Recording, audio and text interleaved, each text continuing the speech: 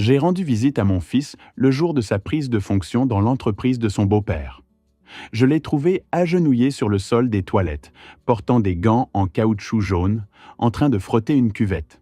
Son nouveau costume pendait encore au crochet de la porte. Son beau-père se tenait derrière lui, hilar. « C'est le seul travail que cet imbécile sait faire », a-t-il dit. « Un diplôme de commerce. 37 ans de mes sacrifices. Tout ça pour voir mon fils humilié comme un chien. Je n'ai rien dit, refoulant ma colère. Je suis sorti et j'ai passé un coup de fil. 3 semaines plus tard, ils hurlèrent d'horreur face à ce que j'avais fait. Ceci n'est pas une histoire de vengeance. C'est une histoire sur le prix de la dignité. Dans la cuisine, ça sentait le café fort et le beurre fondu. J'étais devant la cuisinière, je faisais cuire les œufs, tandis que Julien, mon fils, tripotait nerveusement sa cravate bleu marine. « Tu veux encore du café ?» ai-je demandé. « Non, merci, papa. Je suis assez nerveux comme ça. Je veux te rendre fier. Moreau Promotion est l'une des plus grandes sociétés immobilières de Lyon. Je sais, mon fils. Et tu as mérité ce poste. Ne laisse personne te dire le contraire. » Il a hoché la tête, mais j'ai vu le doute dans ses yeux. Julien a toujours été brillant, travailleur, mais portant un poids invisible qui le faisait douter de sa valeur. J'avais passé 30 ans à essayer de le construire, brique par brique. « Ta mère aurait été si fière !» ai-je dit doucement. Sa gorge s'est nouée. J'aimerais qu'elle ait pu voir ça. Quand Julien s'est levé pour partir, je l'ai accompagné jusqu'à la porte. « Merci pour tout, papa. Pour le petit déjeuner, pour avoir fait des heures supplémentaires pour payer mes études, pour... » J'ai saisi son épaule.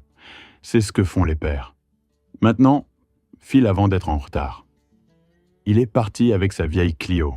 Je suis resté sur le porche, ce sentiment d'inquiétude s'installant plus profondément en moi. J'ai essayé de le chasser, mais le sentiment ne voulait pas partir. Finalement, vers 11 heures, j'ai pris une décision. J'allais passer chez Moreau Promotion, juste pour voir. Le bâtiment était en plein centre de Lyon, tout en verre et en acier. J'ai garé mon vieux Kangoo de chantier entre une Mercedes et une BMW, me sentant soudain déplacé.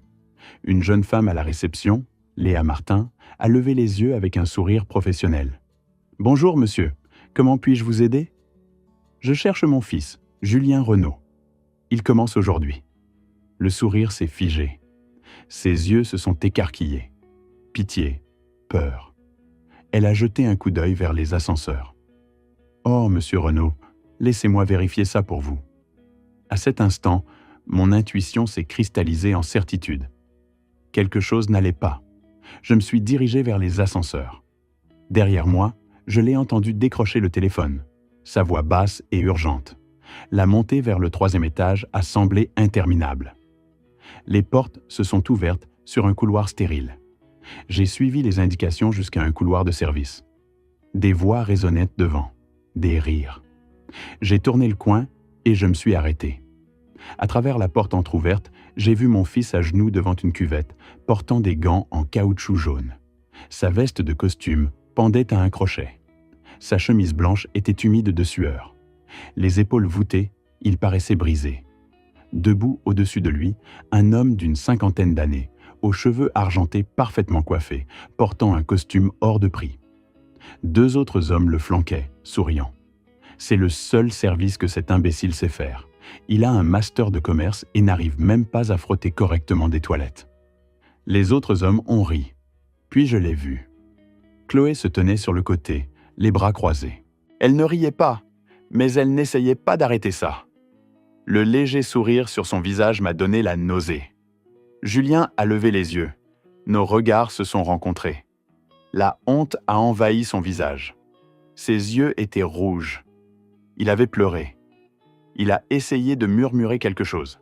« S'il te plaît, non. » Mon garçon me suppliait de ne pas le voir comme ça. Quelque chose s'est brisé net dans ma poitrine. « Puis-je vous aider ?» L'homme aux cheveux argentés s'est tourné vers moi, irrité. « Je suis le père de Julien. » Son expression a basculé vers l'amusement. « Ah, monsieur Renaud, votre fils apprend les affaires à partir de la base, littéralement. » Alors, c'était ça, Christophe Moreau.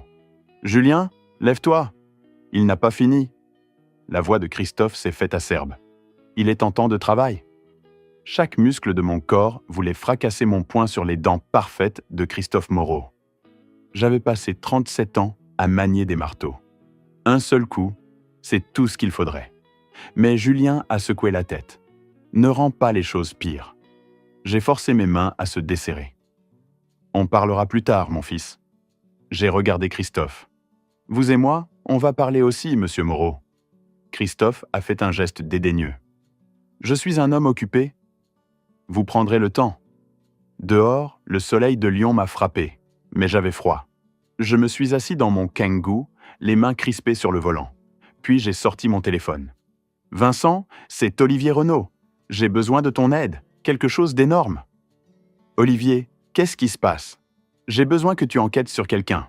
Christophe Moreau, je veux tout savoir. Son entreprise, ses finances, ses faiblesses, tout. Vincent est resté silencieux. Nous nous connaissions depuis 22 ans. Il savait que je ne demandais pas ce genre de choses à la légère. Jusqu'où? Le plus profond possible. Donne-moi jusqu'à demain matin. La maison me paraissait trop silencieuse. Sur la cheminée, il y avait une vieille photo. Julien lors de sa remise de diplôme. À côté, une photo de ma femme, Sophie, tenant le bébé Julien. J'avais passé 30 ans à construire mon fils. Il n'avait fallu que 3 heures à Christophe Moreau pour essayer de le démolir. À 22 heures ce soir-là, j'avais pris ma décision. J'étais assis à la table de la cuisine quand j'ai entendu une clé dans la serrure. Julien est entré comme un fantôme, les épaules voûtées. L'odeur de javel s'accrochait à ses vêtements. Quand il m'a vu attendre, j'ai remarqué le rouge autour de ses yeux. « Viens ici, mon fils. » Son visage s'est froissé. 30 ans, et il pleurait comme quand il en avait 7. Je me suis levé et je l'ai pris dans mes bras. Ce n'est pas ta faute. Rien de tout ça n'est ta faute. Il a tremblé contre ma poitrine. Je suis désolé que tu aies eu à voir ça, papa. Nous sommes restés là jusqu'à ce que sa respiration se stabilise. Puis, je l'ai guidé vers le canapé. Christophe a dit que j'apprenais à partir du bas, a dit Julien doucement. Chloé a dit que c'était juste temporaire. Mais papa, ça me paraît une éternité. Combien de temps est-ce censé durer? 6 semaines. Ensuite, j'aurai un vrai poste, si je peux faire mes preuves. Écoute-moi, Julien. Peux-tu tenir encore un peu? Peux-tu me faire confiance? Il a levé les yeux, confus. Qu'est-ce que tu veux dire? Fais-moi juste confiance. Fais le dos rond. Dans quelques semaines, tout va changer. Quelque chose dans ma voix a dû le convaincre, car il a hoché la tête lentement. Le lendemain matin, mon téléphone a sonné à 7 heures. C'était Vincent. « Olivier, j'ai fait quelques recherches sur Moreau Promotion. Tu vas vouloir entendre ça? Je t'écoute. L'entreprise est noyée sous les dettes. Mauvais investissement, propriété surfinancée. Si personne ne les rend flous dans les 3 prochains mois, c'est fini. » J'ai regardé par la fenêtre, le lever du soleil peignant le ciel. Sophie adorait les levées de soleil. Fini? Comment? Redressement judiciaire. Liquidation. C'est la fin. Un sourire froid s'est étalé sur mon visage. Alors, je suppose que quelqu'un devrait les sauver. Vincent a étalé les documents sur la table du comptoir du Rhône. Moreau Promotion perd de l'argent. 14 millions d'euros de dettes. 2 projets ratés à Marseille et Bordeaux. Les banques rôdent, et Christophe a peut-être 90 jours avant qu'elle ne réclame tout. J'ai étudié les chiffres. Vincent avait été minutieux. Il vit comme s'il était riche. Mais l'hôtel particulier est hypothéqué jusqu'à la moelle. Les voitures sont en leasing. C'est du vent, Olivier. Un bon coup de vent, et tout s'écroule. Combien faudrait-il pour le racheter? Vincent a levé les yeux brusquement. Tu parles de 8, peut-être 9 millions d'euros pour prendre le contrôle.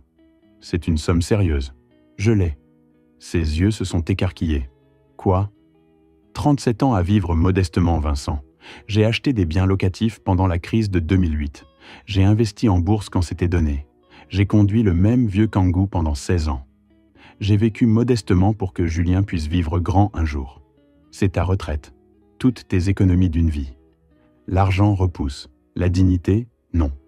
Au cours des 3 semaines suivantes, j'ai regardé mon fils endurer l'enfer pendant que je construisais ma machine de guerre. Semaine 1. Julien a frotté des toilettes pendant que Christophe le forçait à recommencer pour des traces imaginaires. Semaine 2. Marc Dupont, un agent de maintenance plus âgé, s'est assis à côté de lui au déjeuner.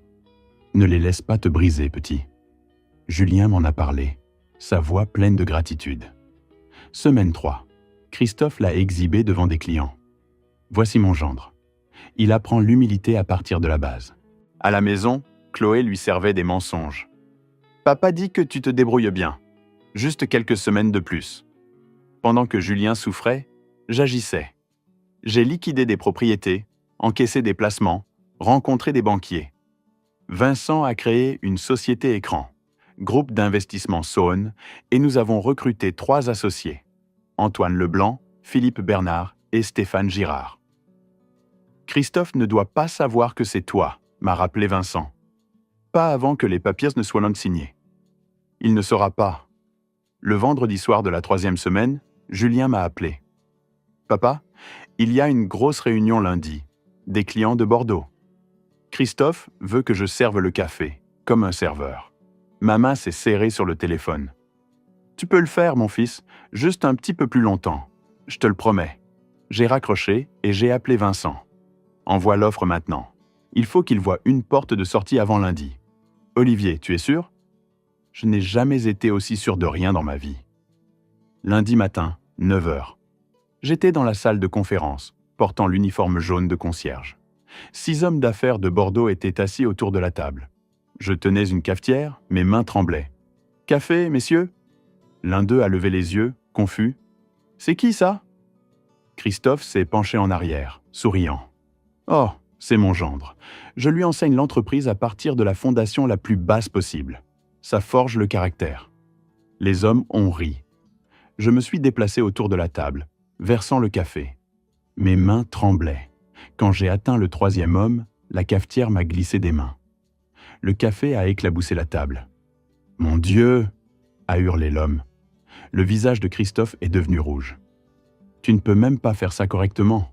Prends une serviette, nettoie ça maintenant. » Je me suis remise à genoux, essuyant ma propre erreur pendant que 6 étrangers regardaient. « Vous voyez ce que j'ai à gérer. Ma fille a épousé un homme sans colonne vertébrale. La porte s'est ouverte.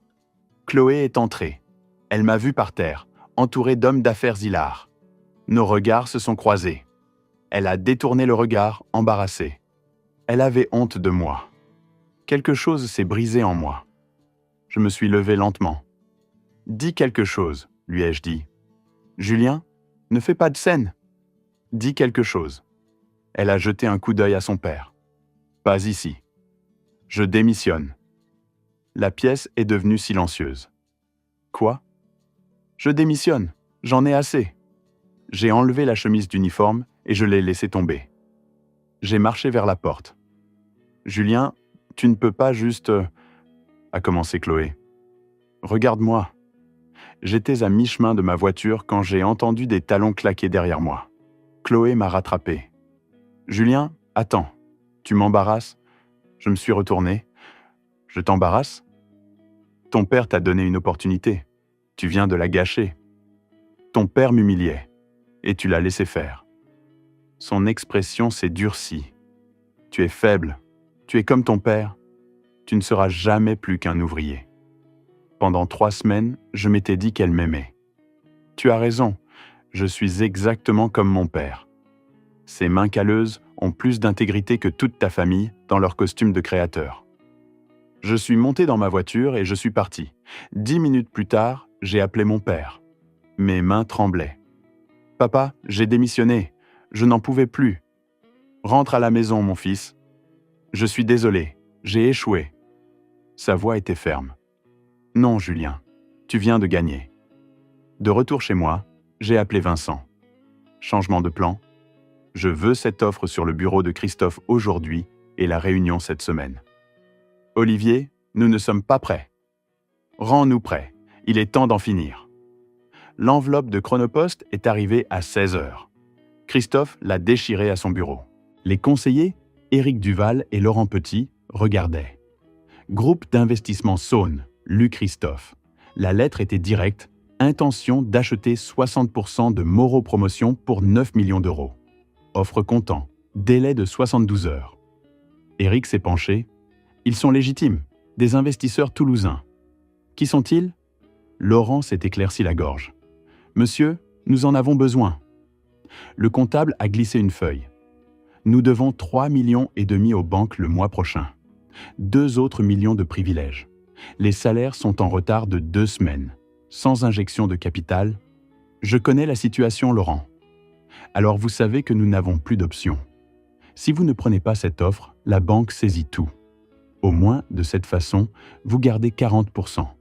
Christophe a marché vers la fenêtre. Son père avait fondé cette entreprise il y a 42 ans. Son téléphone a sonné. Éric a décroché, puis l'a tendu. C'est eux. Christophe a pris le téléphone.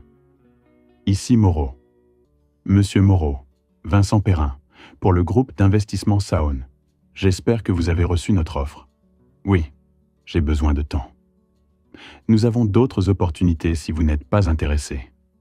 Qui est derrière votre groupe? Investisseurs confidentiels, pratique courante. Vous les rencontrerez si vous acceptez? 48 heures, monsieur Moreau. C'est tout ce que vous avez. Votre lettre disait 72. Nous accélérons. 48 heures ou nous passons à autre chose. La porte s'est ouverte. Isabelle est entrée, inquiète. Que se passe-t-il? Une offre de rachat. Ils veulent la majorité des parts. Combien? 9 millions. Son visage a montré du soulagement. Accepte. Je ne veux pas perdre cet hôtel. Christophe a regardé sa femme, puis ses conseillers. Les 2 hommes ont hoché la tête. Il a découvert le téléphone. Je veux les rencontrer en personne. Jeudi matin, 10 heures. Salon privé de l'Hôtel Dieu, nous serons là. La ligne a coupé. À l'autre bout de la ville, Vincent a raccroché et s'est tourné vers moi. C'est fait. Jeudi matin, vous serez face à lui. Ma voix était calme. Bien, finissons-en. Jeudi matin. J'étais dans la pièce adjacente, écoutant par le flux audio que Vincent avait installé. Par le haut-parleur, j'ai entendu Christophe arriver. Salutations, chaises, café versé. Messieurs, j'apprécie votre intérêt pour Moreau Promotion. Antoine Leblanc a parlé. Nous avons fait un audit approfondi. Votre entreprise présente des défis importants. Des revers temporaires. La voix de Philippe Bernard était froide. Les fondamentaux sont de 14 millions d'euros de dettes, 2 projets ratés et des privilèges d'entrepreneurs. Éric Duval est intervenu. Mon client est conscient de la situation. C'est pourquoi nous sommes ici. Stéphane Girard a exposé les conditions. Notre offre est de 9,2 millions pour 60%. Vous continuez en tant que consultant. 85 000 euros de salaire annuel. Consultant, c'est mon entreprise. La voix de Vincent a coupé. C'était votre entreprise. Si vous ne signez pas aujourd'hui, dans 30 jours, ce sera l'entreprise de la banque. Silence. Nous avons besoin d'une décision, a dit Antoine. Par le flux, j'ai entendu Christophe murmurer à son avocat. Acceptez, c'est le meilleur que vous aurez. Encore du silence. Puis Christophe. Je veux 11 millions. 9,2 millions. Offre finale. Laurent Petit a murmuré « Monsieur, s'il vous plaît ». La voix de Christophe est sortie, vaincu. D'accord, 9,2. Excellent. Cependant, mon client souhaite vous rencontrer personnellement avant de signer. J'ai entendu Vincent se lever, des pas, puis 3 coups sur la porte. J'ai ouvert et je suis entré. 6 hommes en costume se sont tournés. Bottes de travail, jeans, chemise boutonnée. J'avais l'air de sortir d'un chantier. Christophe m'a dévisagé. « Est-ce que je vous connais ? Nous nous sommes rencontrés dans votre immeuble il y a 3 semaines. » J'ai regardé la reconnaissance vaciller sur son visage. « Vous êtes le père de Julien. » Il a ri nerveusement. « Qu'est-ce que c'est que ça ? Une blague ?» Vincent se tenait à côté de moi. « Permettez-moi de vous présenter l'investisseur principal du groupe d'investissement Saône, Olivier Renaud. » Le visage de Christophe. Confusion, incrédulité, horreur. « Non, c'est insensé, vous êtes un entrepreneur en bâtiment. » Gérant. Petite entreprise, mais rentable. 37 ans d'économie, d'investissements intelligents, de vie modeste. J'ai tiré une chaise. Pendant que vous louiez des voitures de luxe et hypothéquiez des hôtels, je construisais quelque chose de réel. Christophe s'est tourné vers son avocat. Ça ne peut pas être légal. Eric a examiné les documents. C'est tout à fait légal, monsieur. Je ne lui vendrai pas mon entreprise. Alors partez. Dans 30 jours, perdez tout. Votre choix. Pourquoi? Sa voix s'est brisée. Pourquoi faites-vous ça? Je me suis penché en avant. Il y a 3 semaines, je suis entré dans votre immeuble. J'ai trouvé mon fils avec un master en commerce, pour qui j'ai tout sacrifié, à genoux en train de frotter vos toilettes. Je lui enseignais, vous le brisiez. Vous l'avez traité d'incapable. Vous l'avez humilié devant des employés, des clients, sa propre femme. Vous l'avez exhibé comme un chien dressé. Il était trop sensible. Non, vous étiez trop cruel. Et maintenant, vous allez apprendre ce que ça fait de tout perdre. S'il vous plaît, cette entreprise, c'est ma vie. Mon père a construit ça. Et vous l'avez détruite. Votre avidité, votre arrogance, votre cruauté. J'ai juste aidé à accélérer le processus. Qu'est-ce que vous voulez? Signez les papiers. Partez et ne parlez plus jamais à mon fils. Vincent a glissé le contrat sur la table. Oh, et encore une chose. Votre fille. Elle doit demander le divorce. Julien mérite mieux. Christophe a levé les yeux, la colère éclairant son regard. Vous ne pouvez pas. Je peux, et je le ferai. Signez. Sa main tremblait lorsqu'il a pris le stylo. Je l'ai regardé signer page après page. Eric a notarié. Vincent a récupéré les documents. C'était fait. Je vais vous poursuivre, a dit Christophe. Allez-y. Vous perdrez et gaspillerez le peu d'argent qu'il vous reste. Je me suis levé. À la porte, j'ai marqué une pause. Au fait, Julien commence comme directeur général lundi matin. Vous lui rendrez compte si vous choisissez de rester. Vous êtes sérieux? Absolument. Videz votre bureau. Mon fils emménage. Je suis sorti. Pour la première fois depuis 3 semaines, je me suis permis de respirer. Vincent m'a suivi. Olivier, c'était la justice. C'était la justice. Et maintenant, allons dire à Julien qu'il a une entreprise à diriger. Quand je suis rentré, Julien était sur le canapé, perdu. Son mariage était terminé. Son travail était terminé. Il pensait que tout était fini. Mon fils, habille-toi. Nous devons aller quelque part. Dans le Kangoo, j'ai tout raconté. L'enquête. Vincent, les investisseurs fantômes, le rachat de 9,2 millions d'euros. Christophe signant d'une main tremblante. Il est resté silencieux. Finalement, sa voix s'est brisée. « Papa, tu as dépensé toutes les économies de ta vie pour moi. Pas pour la vengeance, pour la justice. Il y a une différence. Qu'est-ce qui se passe maintenant? Maintenant, tu leur montres qui tu es vraiment. » Léa a levé les yeux de la réception. Ses yeux se sont remplis de larmes. « Léa, voici votre nouveau directeur général, Julien Renaud. » Elle l'a serré dans ses bras. « Je suis si contente. Nous avons pris l'ascenseur. Le bureau de Christophe, le bureau de Julien, maintenant, avait été vidé. Prêt? » Il a hoché la tête. La salle de conférence était pleine. 85 employés, anxieux. Je me tenais devant avec Julien. « Voici Julien Renaud, votre nouveau directeur général. Certains ont vu des choses qui n'auraient jamais dû se produire. Cela s'arrête aujourd'hui. » Julien s'est avancé. « Il y a 3 semaines, j'étais à genoux dans cet immeuble, en train de frotter des toilettes. Certains l'ont vu. Certains ont détourné le regard. Je ne vous blâme pas. Je comprends la peur. » Sa voix est devenue plus forte. « Mais la peur se termine maintenant. Cette entreprise sera différente. Vous serez traités avec dignité. Tous. Mon père m'a appris quelque chose. La façon dont vous traitez les gens quand vous avez du pouvoir montre qui vous êtes vraiment.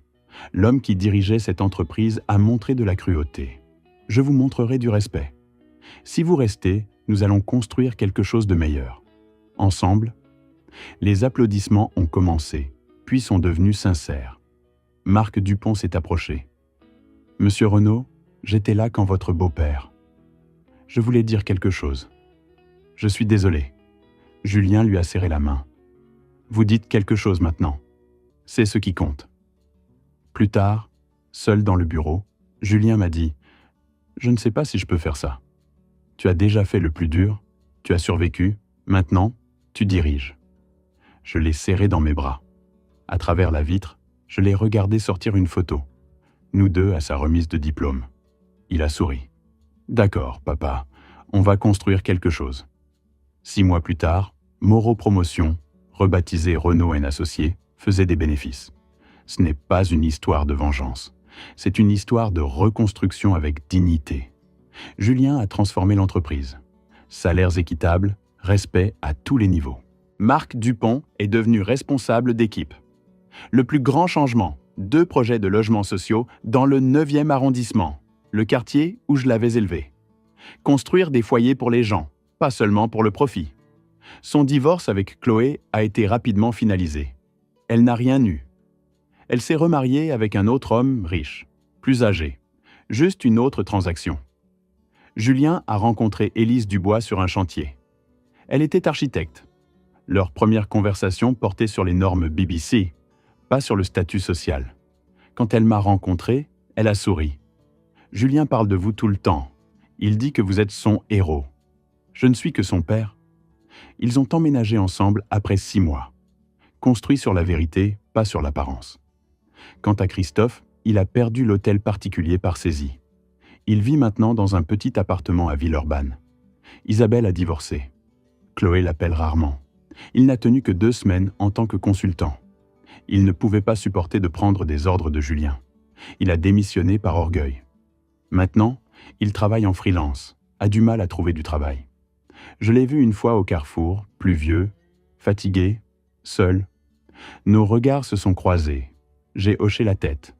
Il a détourné le regard. Je n'ai ressenti aucune satisfaction, juste un sentiment d'achèvement. J'ai pris ma retraite à 64 ans. Je vis toujours dans la même petite maison. Julien vient tous les dimanches avec Élise. Je fais le petit déjeuner. Certaines traditions méritent d'être conservées. Les gens me demandent si je regrette d'avoir dépensé 9,2 millions d'euros. Non. L'argent repousse. La dignité, non. Ils me demandent si c'était de la vengeance. Non. Je n'ai pas détruit Christophe. Il s'est détruit lui-même. J'ai juste accéléré le processus. La vengeance, c'est faire du mal en retour. La justice, c'est rétablir l'équilibre. Voici ce que j'ai appris. La richesse, ce n'est pas ce que vous avez. C'est ce que vous êtes prêt à donner pour les gens que vous aimez. Je pense parfois à Sophie. Chérie, notre garçon a réussi. Il est heureux, prospère et gentil. Dimanche dernier, pendant le petit déjeuner, Julien a posé son café. Papa, Élise et moi, nous sommes fiancés. Je n'ai pas pu parler. Je me suis levé et je les ai serrés dans mes bras, les larmes coulant. Élise a pris mes mains. Nous voulons que vous m'accompagniez à l'hôtel. Mon père n'était pas dans ma vie. Vous êtes la figure paternelle que j'ai toujours voulu. Je les ai regardés planifier un avenir ensemble, riant, sincèrement heureux. Ça, c'est la richesse. Ça, c'est le succès. Il y a 5 ans, un homme riche m'a appris quelque chose. Les plus hautes tours tombent le plus durement. Mais il a appris quelque chose de plus important à mon fils. Ta valeur n'est pas déterminée par la façon dont les autres te traitent. Elle est déterminée par la façon dont tu te traites toi-même. Julien aurait pu rester, mais il a choisi la dignité et ce choix l'a sauvé. En repensant, je vois mes erreurs. J'ai attendu 3 semaines avant d'agir. Ne faites pas comme moi. Si vous voyez quelqu'un que vous aimez se faire détruire, faites confiance à votre instinct. J'ai aussi failli me laisser guider par la colère. Je voulais la vengeance, pas la justice. La différence ? La vengeance m'aurait rendu comme Christophe. La justice a restauré ce qui était brisé.